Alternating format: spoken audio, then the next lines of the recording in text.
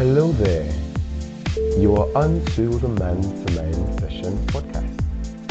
We raise kings to embrace their masculinity and amplify their influence in the society.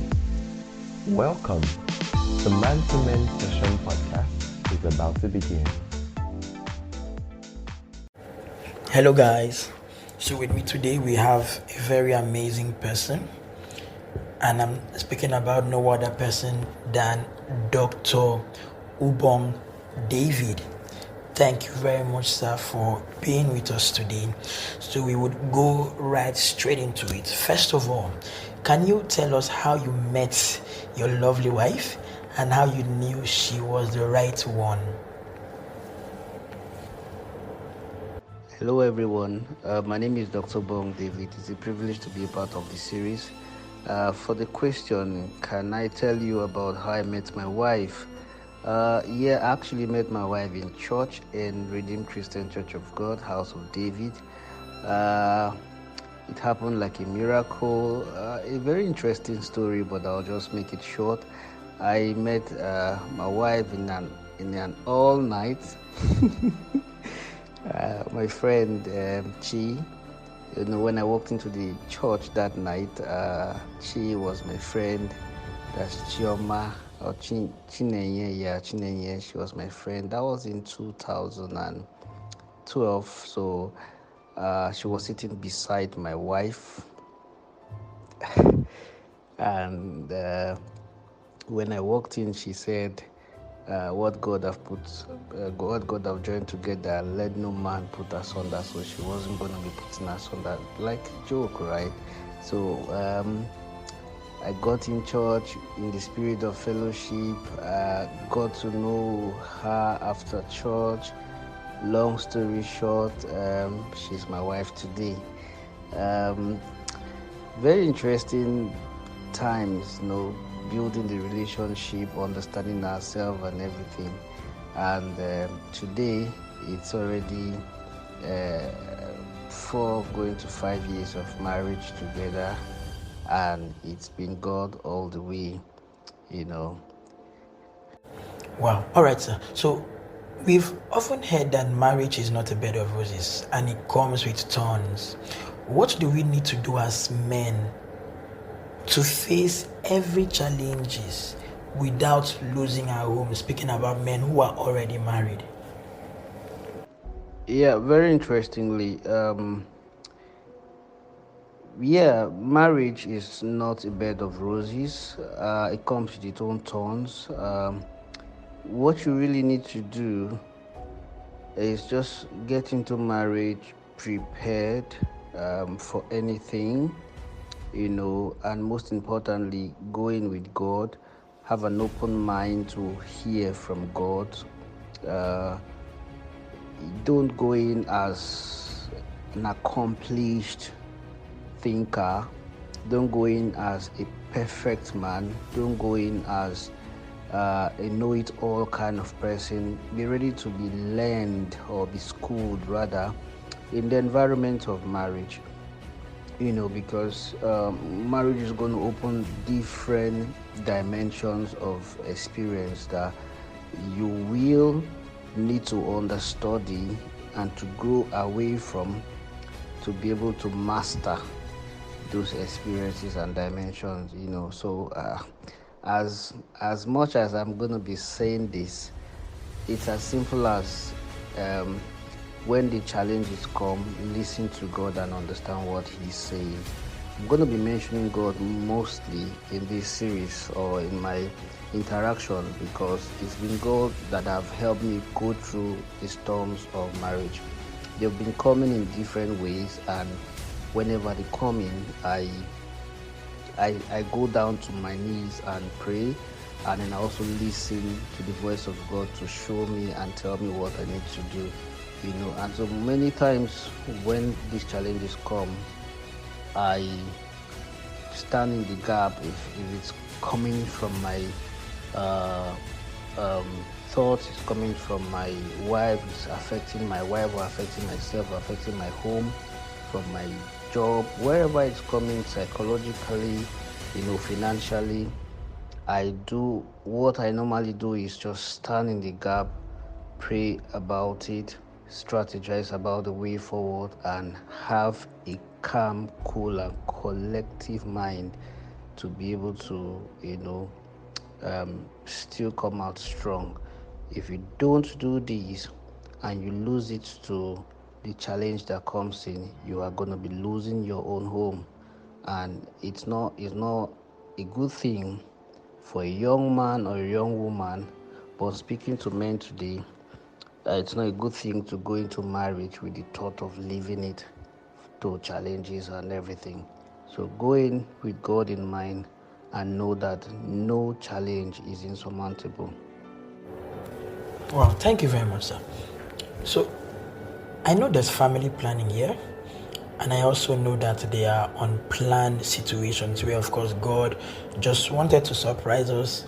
Of course, He has the ultimate plan, but He probably wanted to surprise us with His plans.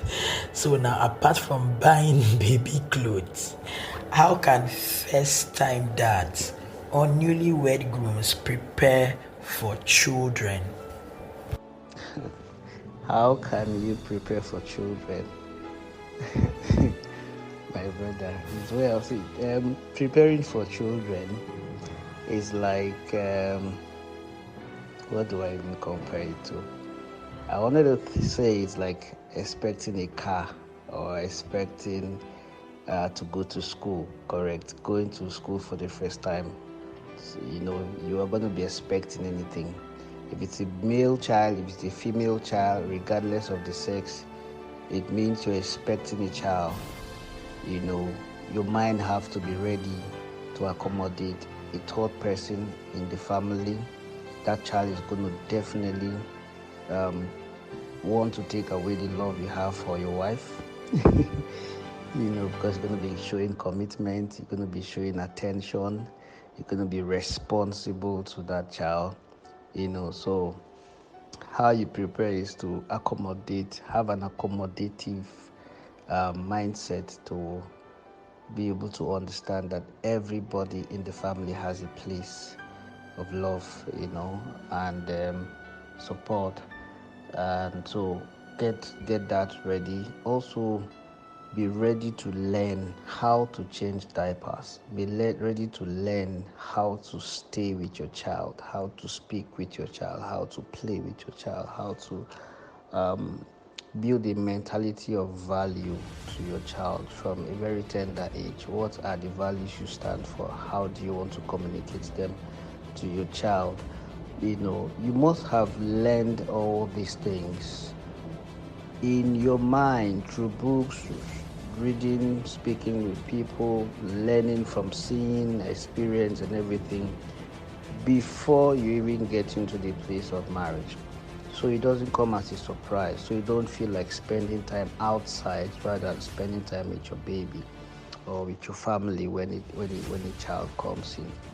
For those of us that live here in this part of the world, it is a commitment to family, looking after your child. It's not an option. You're either going to work and then your wife is looking after the baby, or you're at home while your wife go to work on the day she has to go to work. So you're going to be there for 12 hours looking at this child, probably from the 3 months old, 2 months old. Like me, I started looking after my baby from a month old. I had to bath my baby, look after him, feed him and everything. And it made me stronger, more committed, and it's an experience I wouldn't have loved to miss. So I cherish every single moment I've had to spend with my baby. And even the one that's on the way coming, I still cherish the moment I had to speak to my baby, and in my wife's womb, speaking to my baby and assuring my baby that life here is good. I'm proud to be her dad and everything. So that's it. Wow, thank you, sir. Next question. How can fathers become more available for their children? Basically, I wouldn't want to bore you with my upbringing and everything, but the summary of it is that I didn't have that kind of fatherly presence, and that's the, I won't say error. That's the part of life I want to correct. So how can fathers become more available for their children? Um, have it in your mind, plan it, just tell yourself you want to be available for your children. Learn how. I learn, for someone like me, I learn by observation. So I see my mentors, I see my role models, I see people looking after their children, buying them gifts, surprising them with things, taking them out, making every moment in their life count, valuing what they love and everything. That's how you can be available for your children. Be there in every moment of their life as they're growing up, their thoughts, what are they thinking, how can you be a part of it, what are their plans, what are their aspirations, how can you nurture them, so it's a responsibility that you need to do, so the errors of the future can be corrected prior to that time. I am one philosopher who believes and think that the best time to solve a problem is before the problem arises. So childhood or child upbringing is um, the the the point where you need to solve the future's problem. Do everything you can to be able to build the consciousness of moral uprightness, strategic planning, innovative thinking, values that are godly, into your baby, into your child. So when he or she grows up and probably you're not there, or he's now or she is now in a position of decision making, those values you've taught your child, will direct your child, in the path to go. Okay. Nice, nice, nice. So, like, as a follow up to that, how can fathers show their children, especially their sons, that they love them beyond buying gifts? Because I mean, most of the ways that, or probably one way that fathers know how to show love is just buying gifts. So beyond buying gifts, how else can fathers show their children that they love them? But how can fathers how can fathers show their children, especially their sons, that they love them beyond buying gifts? Uh, Make yourself available, follow them to their sport time, you know, create time to discuss heart to heart, one to one, man to man. Again, you can show them you love them by how you love their mother, how you love the family, how you are, a present at home, doing chores, supporting the family, taking out the family for dinner, standing by the family. The best way you can show you love your children is representing your family as the head of the family. That's the way the Bible says. Children also learn. Most times, children will say, "My dad does this. My dad says this. My dad will not be happy if I do this." These are all things you've taught your child, passively. So there's also passive learning in place. So that's one of those ways you can.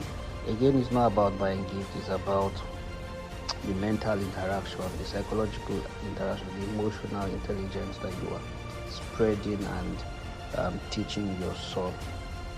I believe, again, they still have their decision and their choices to make, but when you particularly, deliberately, intentionally model them to think in a way that is upright, you have done a lot.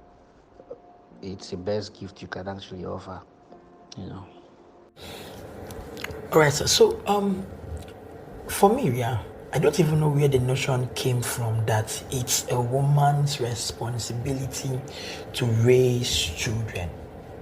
For me personally, I feel we need to perish that idea, because when a man marries a wife, there is nothing like, oh, me as the man, I'll be bringing money, you as a woman, stay at home and raise the children. I mean, it was a collective effort to bring this child into the world. Why are you now leaving all the responsibility to the woman without making an input as a father? So, what can men start doing to be part of raising their children and supporting their wives in raising children? Well, the idea that it's a woman's responsibility to raise a child, it's a cultural idea. It's not a global idea. Yeah, it's a culture. It's a mindset. Is a mindset. Yeah, but at the end of the day, it's not correct. It's wrong. Is bad. Is deadly. Men are going to become endangered, especially with this kind of mindset. So what I've told myself is I'm going to be a part of my child's upbringing, my family. I want to be that figure. I want to be loved by my children. And how do I do that? I show them love. I make them know I love the family. I love my wife. I love them. I'm part of raising them. From day one, I'm there. My babies, my children feel my presence. So I look. There's nothing my wife does for my children, including feeding them, bathing them, taking them for shopping, name it, making my babies my son to sleep. I put my son to bed from when he was 2 weeks old up till this time. So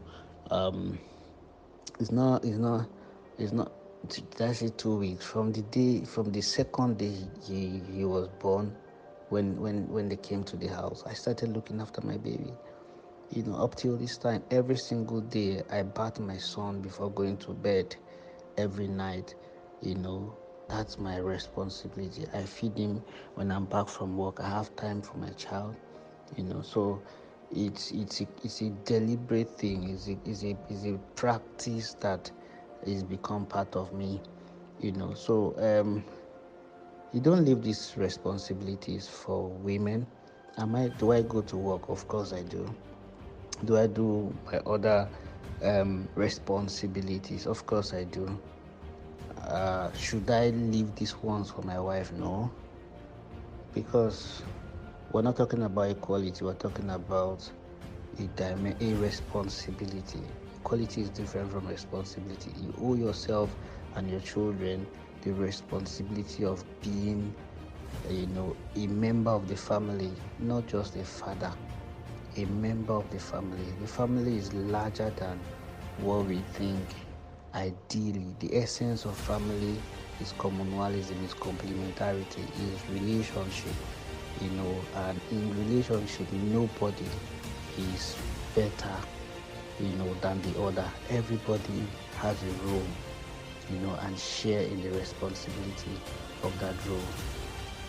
Yeah, so still talking about raising children here, because it can really be difficult. I mean, when I look at myself and other people out there, it just takes me down memory lane, and I recall how some of our parents really did a great job in raising us. I mean, there wasn't any manuscripts. There was no manual that they were following. There was no guide, do this, do that. The way our parents raised us was obviously an offshoot of how their parents raised them. And some of them even did a better job in raising us more than they were raised, right? But looking at our generation today and the way that things are changing, right? What do men need to do to raise their children with the right values for them to also be relevant to the society? Okay, so like I said in one of the point I was trying to explain. We can teach, model these children, and the society and the world and their decision and their choices and their reflections and their associations can also influence them. Okay, so talking about what do men need to do to raise children with the right values and also be relevant to the society. Catch them young is a phrase. Teach them the word of God. I grew in the environment of God, from when I was a baby. My parents would take me to church, carry nights, it's church services, acted dramas, did memory verse, and all those things. They became part of me, became my values. I learned how to read and summarize the Bible. I learned how to preach the Bible. I learned how to lead people. I learned David was my favorite character in the Bible, so I was modeling after David, learning the values of David and everything. So it showed when it was time for responsibility. I was president in different places: school president, department, fellowship, NYSC, name them. I became a leader of thought. Academically, I grew into leadership responsibilities. At work, I grew into leadership responsibility. My mind was formed, with that value that have been ingrained into my DNA by my upbringing. Do you understand? So, a father needs to expose the child to the realities of life, the dimensions, the complexity, and how you can harness those experiences, to get solution, to problems. So I grew up sorting after solutions, not just looking at challenges. So for every challenge that come, I think of different ways to handle those challenges, and that's because of the kind of upbringing I had. Not as if it was a perfect one. Actually, it wasn't. So one of the motivating factor to my, I say success. Yeah, success is failure. I didn't want to be a failure. I didn't want to go back to how things were, and I didn't want to become poor. I didn't want to be a mediocre, and that helped my upbringing, and everything. So that's what fathers should do to be able to raise children that, can impact their society, So this next question gives me chills. I mean, literally. But it's important we address it now. What will you do? Because each time I ask people about this, they are a little bit biased in it. So I want to make this question personal to you. What will you do? And of course, God forbid that it would happen, yeah? What will you do if you have a child, that comes home one day, your son, maybe one of your sons, comes home one day and says he's feeling like a girl, or maybe a girl child says she's feeling like a man, or maybe that they are attracted to people of the same gender.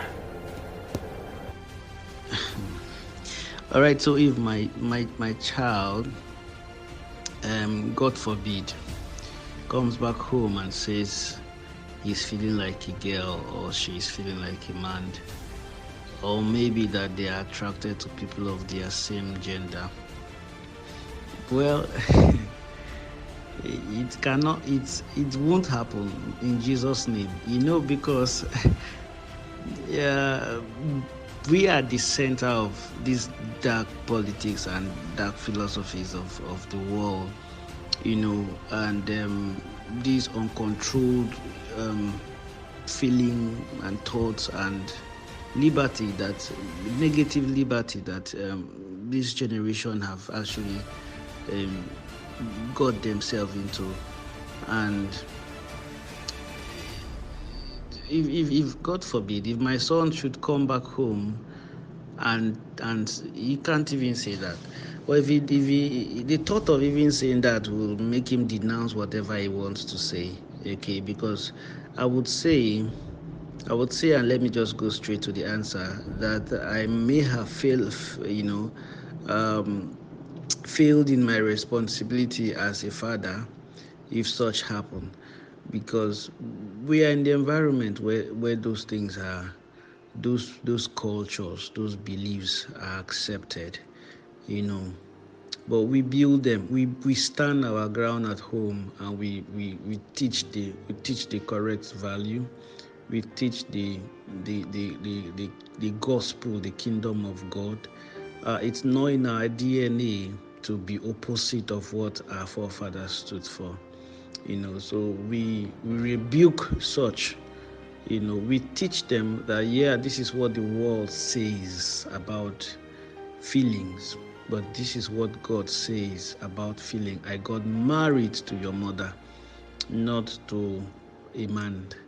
Okay, so and that's how it's going to continue. You get affection, to the opposite sex, as it is written. Whatever is not written by God should not be practiced. Do you understand? Yeah, so except you want to show me where God said it is allowed, but I think I've summarized that Bible several times before my son would start doing that. So he can't find what I've not found. Anyway, it's well, but the society will not influence my children before me. So I believe the foundation of a building tells the strength, the height, and the design, and the weight it can carry. We, by God's grace, will build that foundation. And we've got counsels, wise counsels of God. We take the children to church. We allow them visit we take them visit our mentors, our role models, our Christian fathers, and they learn. So there are a lot of avenues where they can also learn the right values and virtues.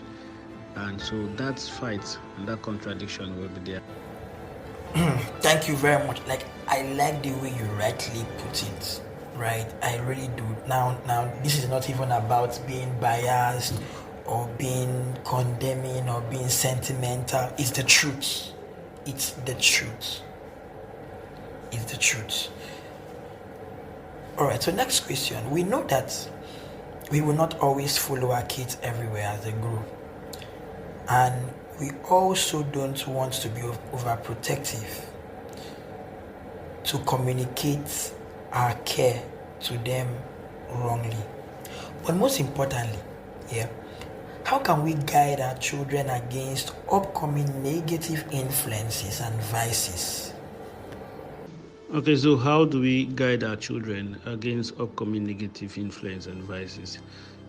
I will still mention teach. So teach them the right thing, the scriptural, to teach the children in the way they go, so that when they grow, they will not depart from it. So when we teach, or when fathers teach these children on how to make decision and, stand for what is right, they will not be influenced by negative vices and influences, and so I just feel that's the basic thing,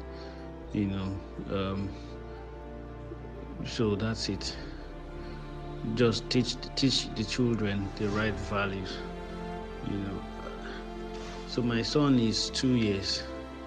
Am I teaching him the right values? Oh yes, I'm doing my best to teach him the right values. I don't make calls or be with my phone when I'm in the dining. I show my family that it's dining, it's eating time, we are together. I try to build those values, and it's a challenge, right, to model the right values so children can operate with them.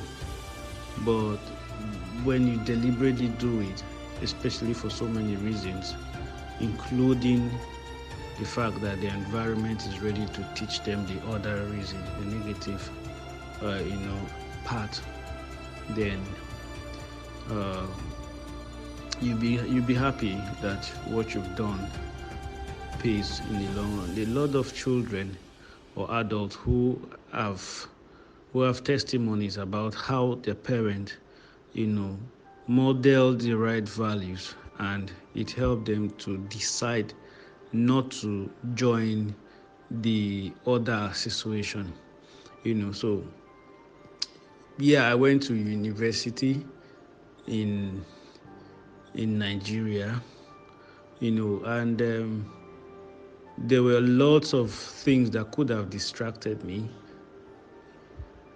I never for one thought of going to become a cultist, no. And that's because nobody in my house was a cultist. My dad wasn't, so they were did I meet, or did I had the pupil, or were those influences available to push me into becoming a cultist? At some point when I wanted to contest for some positions in school, so those influences came around, and they just knew I'm not that kind of person, and obviously I would have spoiled their show, so they just departed, and I continued with my life. So when you have been able to model these children the right way, by default, things begin to work according to how they have been taught, to follow.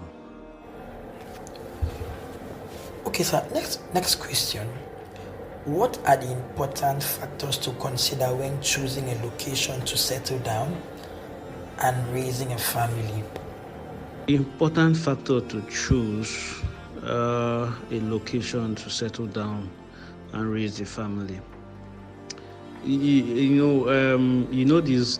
This thing now. They say all fingers are not equal. So I wouldn't say go to a lush, tush environment and raise your children. Forget it. They can still get spoiled or negatively influenced in that environment.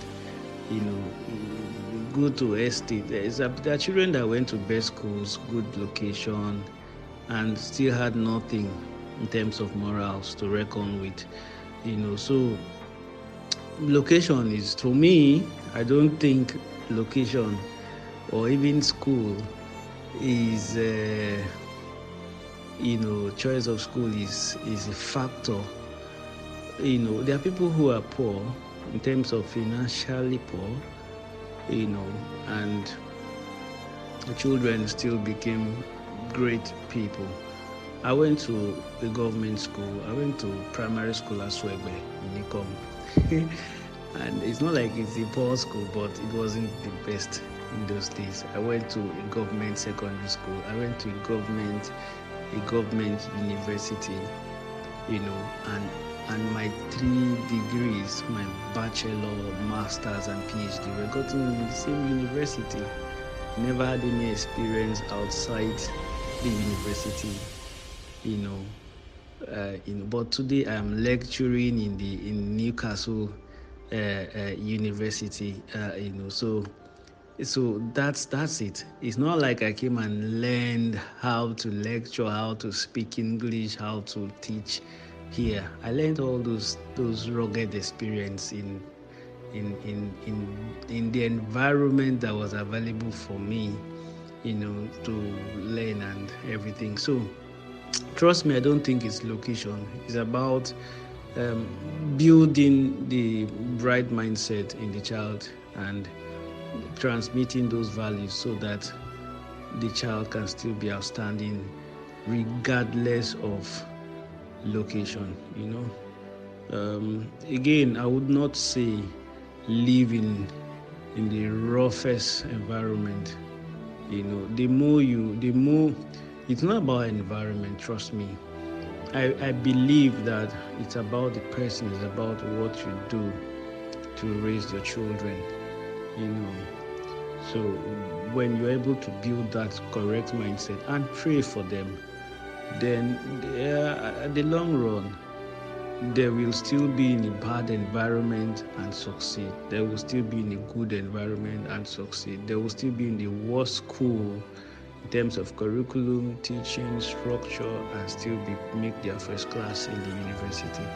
Life is full of surprises. Location does not determine what surprise you get from life. I think that has summed it up from my own little sense. I usually say that one day I will ask my dad this question.